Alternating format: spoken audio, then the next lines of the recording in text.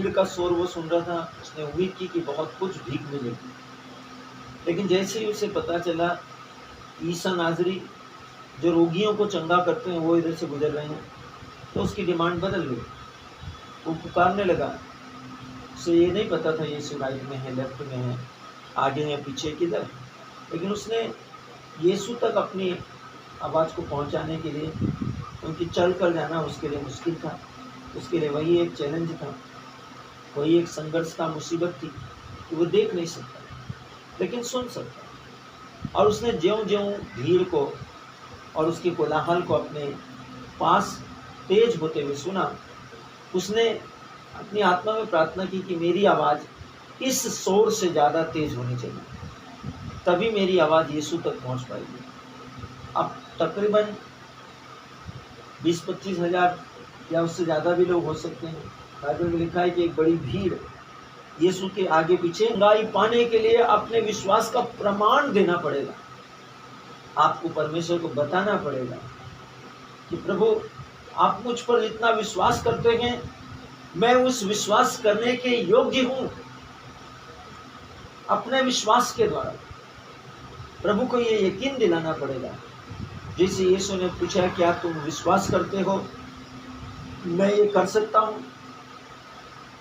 उस बीमार व्यक्ति ने जिससे ये सवाल पूछा, उस अंधे व्यक्ति ने जिससे ये सवाल पूछा, उस गूंगे व्यक्ति ने जिससे ये सवाल पूछा, उस कोढ़ी व्यक्ति ने जिससे ये सवाल पूछा, उसने विश्वास किया और कहा मैं विश्वास करता हूँ, आप ही कर सकते हैं।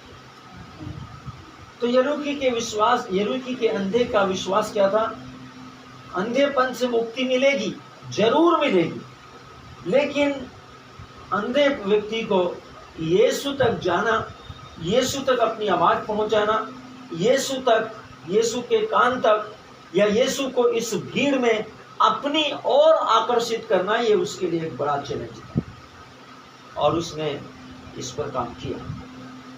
आत्मा में परमेश्वर आपसे, मुझसे, हम सब से इसके विषय में बात करते हैं। क्या हम जैकियुस के समान, क्या हम लाजरुस के समान, क्या हम बरतलोमी के समान, क्या हम यरूकी के अंधे के समान, क्या हम रक्तस्रावित पीड़ित स्त्री के समान, क्या हम 38 बरस के अंधान रोगी के समान, क्या हम सतपति के समान, क्या हम कोढ़ियों के समान प्रभु जी की इच्छा पूरी कर सकते हैं?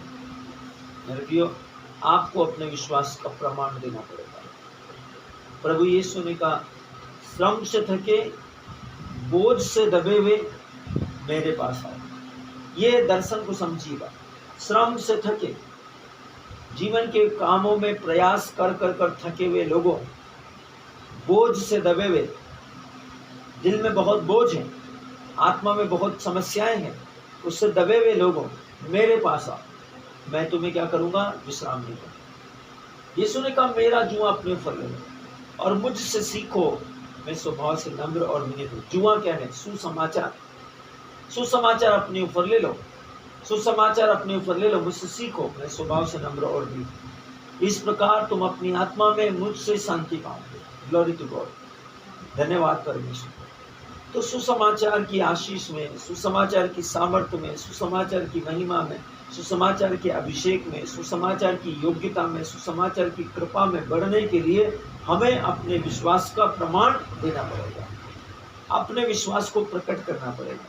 बहुत से हैं जो विश्वास प्रकट नहीं करना चाहते, विश्वास में काम नहीं करना चाहते, विश्वास नहीं करना चाहते। जब यीशु पूछते क्या तुम विश्वास करते हो मैं ऐसा कर सकता हूँ, तो उनका हृदय से, उनका मुंह से, उनका मन से, उनकी आत्मा से कोई शब्द नहीं निकलता।